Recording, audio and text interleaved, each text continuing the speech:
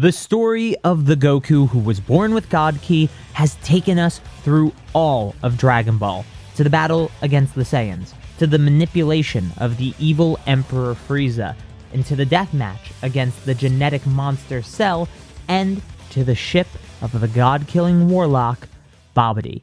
But all those threats were nothing compared to the being making their way to Earth right now. Flying through space was a god beyond gods, a power that eclipsed any mortal within the bounds of the universe. His ki was undetectable, his mannerisms are quirky, and he's extremely quick to anger should you not act the right way around him. I'm of course talking about the god of destruction, Beerus. After 39 years of sleep, Beerus has awoken and is on his way to face his rival of prophecy, the Super Saiyan God. Before Beerus arrives, make sure you hit that like and subscribe button for more Dragon Ball content. As Beerus makes his way to Earth, the Z Fighters are having a party to celebrate Bulma's birthday. Due to him never meeting King Kai, Goku is at the party from the beginning. When Beerus arrives at the party, there's no warning like in the original. Elder Kai is still in the Z-Sword, Shin thinks Beerus isn't a problem as he's part of the universe's balance, and as I said, King Kai isn't actively involved in this version of events. Without the knowledge of who Beerus is or what he's capable of, the Z-Fighters let him join the party as they did originally.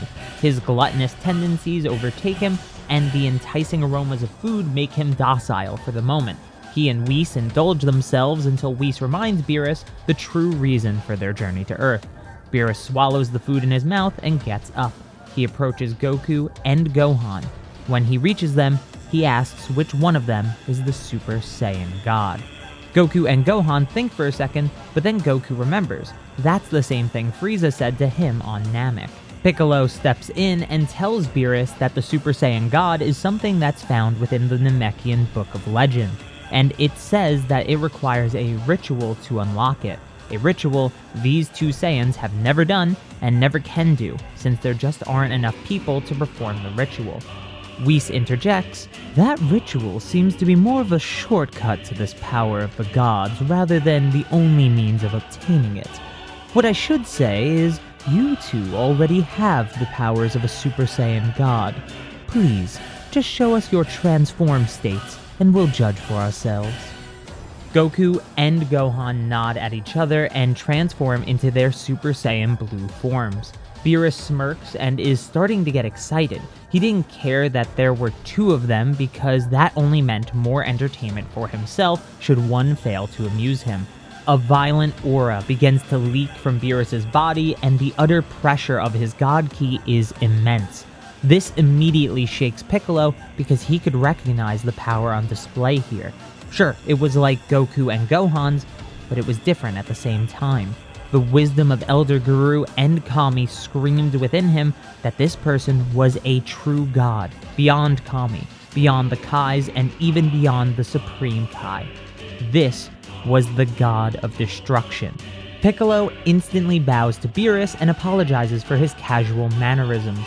He tells Beerus that he was the god of Earth and welcomes him to this domain. Beerus's power continues to flow from him, but he still turns to Piccolo and tells him that he appreciates the politeness. Further, Beerus tells the god of Earth that he has come to fight these two. The Super Saiyan God was the prophesized rival of the god of destruction, and the fact that there were two of them made his short 39-year slumber even more worth it. Beerus asks which one of the two is stronger, but before they can answer, he decides that he'd just fight Goku first. Slowly, Beerus wants to gauge the power of this Saiyan, so he starts by dodging Goku's attacks to get a feel of his rhythm. As everyone else watches the battle unfold, Gohan returns to base form, at which point Whis asks what that blue-haired form they were using actually is called. His staff recognized the red-haired state as the Super Saiyan God form, but not the blue form. Something was different about it. Gohan explains to Whis that they had a fierce battle on Earth 11 years ago, and the actions of an evil being caused Gohan to transform beyond the limits of the Super Saiyan God. Whis feels as if he's heard of something like this before, so he quickly browses the history of the Saiyan race with his staff, eventually landing on a point in time when a Saiyan tried to rebel against his fellow Saiyans. This was Yamoshi, and he transformed into the very first Super Saiyan. But this yellow-haired form clearly wasn't what they are using now. After thinking about it for a second more, Whis points his staff to Goku and scans him.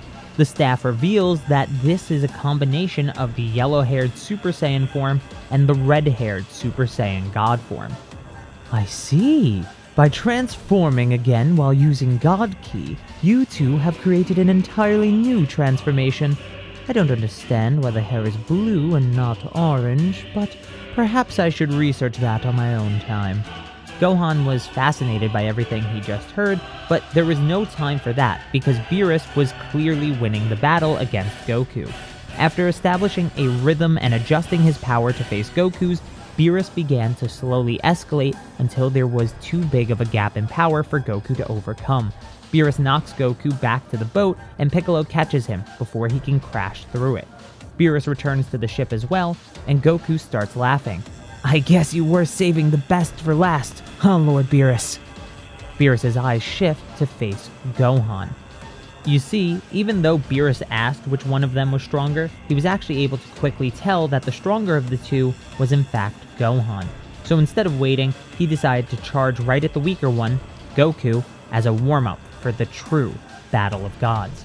Gohan transforms again into his Super Saiyan Blue form and charges at Beerus, but Beerus avoids the attack. He was already adjusted to this level of power. Was Gohan toying with him? Even Goku said that Gohan was the stronger of the two of them, so what gives? Well, in Gohan's mind, the answer was obvious. This battle was for sport, not necessity. Gohan doesn't fight for fun, he fights to protect the things he loves. His wife, his parents, his friends, and his world, but to just fight for the sake of it didn't really seem right to him. You need motivation, don't you? Start fighting seriously or I'll destroy this planet with a glance. After that, Beerus flies up into the atmosphere and starts producing small Hakkais to rain down on the planet. Gohan would need more power than what he was using right now to stop them all. The fire begins to reignite in Gohan's spirit. His desire to protect everything behind him burns in his soul. Beerus can sense Gohan's power rising and smiles. He launches his attack to see how Gohan will respond, and Gohan throws a Kamehameha right back at him. Not only did the Kamehameha make its way through all the Hakkais, but it also kept going to Beerus himself. But once the smoke clears, Beerus is revealed to be perfectly fine. His ability to destroy also applies to ki attacks, so the moves like the Kamehameha just won't work against him here. Much like the original story, Beerus doesn't actually want to destroy Earth, he's simply pushing the limits of the Saiyan he's battling by threatening him with destruction. Beerus and Gohan continue to fight, and slowly the embers of Gohan's fighting spirit roar into a powerful flame. Beerus gets a bit overexcited and begins to beat Gohan with more power than he can handle. Gohan begins to fall back to Earth, and as he does, the voice of none other than Piccolo enters his mind. He tells Gohan that Videl has something to say to him. Piccolo allows her to enter the telepathic communication, and she tells Gohan that she's pregnant. They're going to be parents, and he needs to fight and win for their future child. The flames of Gohan's spirit became a raging inferno at that news. The world has to survive because Gohan has to meet his child. Gohan flies back to where Beerus is, and the battle continues. Beerus pushes Gohan more and more, but eventually even Gohan has a limit to reach, and that limit is well before the God of Destructions. Beerus praises Gohan for his efforts, but if this was truly all he could muster, then the Super Saiyan God was an exaggeration. Neither he nor Goku were worthy of the title of rival, and he doesn't need any Saiyan upstarts in the universe.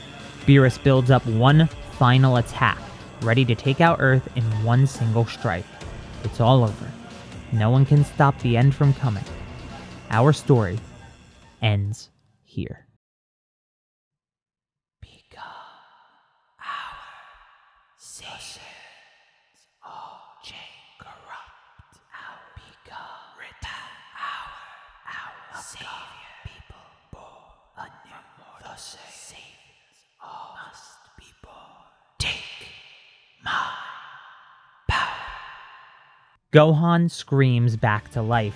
His power begins to flow like it never has before. He wasn't just back to normal, he was stronger than ever. Beerus was impressed by his tenacity, but that wouldn't be enough this time. Gohan quickly destroys the Hakai headed towards Earth and rushes at Beerus. The God of Destruction is shocked that he managed to destroy the attack, and he starts getting excited all over again. Their battle rages on, and Beerus is noticing a change within Gohan. He's sensing more power than just Gohan's. Something or someone else is fueling Gohan right now. Gohan lands a punch on Beerus' face, and it's clear that the God of Destruction is not amused in the slightest. "You've done well, Saiyan. Consider me impressed." Beerus then gets behind Gohan before he could even notice, and hits him in the back of the neck to knock him out. Beerus lets out a sigh of relief. Should he have kept going, he may have had to tap into his true power, and that wasn't the safest thing to do. He carries Gohan back down to Earth and drops him on the ship. Beerus asks Whis if he's made them a to-go box, and he says yes, so Beerus says they'll be making their leave. Gohan starts to regain consciousness and asks why Beerus isn't destroying the Earth. Beerus tells him that the Saiyans he knew were cowards. They based their strength off of what they could measure from birth, and were scared of anything above themselves. Violent, cruel, and cowardly are a hideous combination, but Goku and Gohan were different than them. These two weren't like those Saiyans at all, and he'd like to see them again. With that, Beerus and Whis make their way back home. Piccolo grabs some senzu for Goku and Gohan, and the party continues as normal. Things are once again peaceful on Earth, and with Piccolo protecting the Dragon Balls, there's no way Freeza can be revived in this version of events. However, that doesn't stop Whis from occasionally visiting, and Goku from starting to train under him. Maybe he even brings Gohan and Piccolo along. But that seems like a story for another time. Make sure you hit that like and subscribe button, and thank you so much for watching.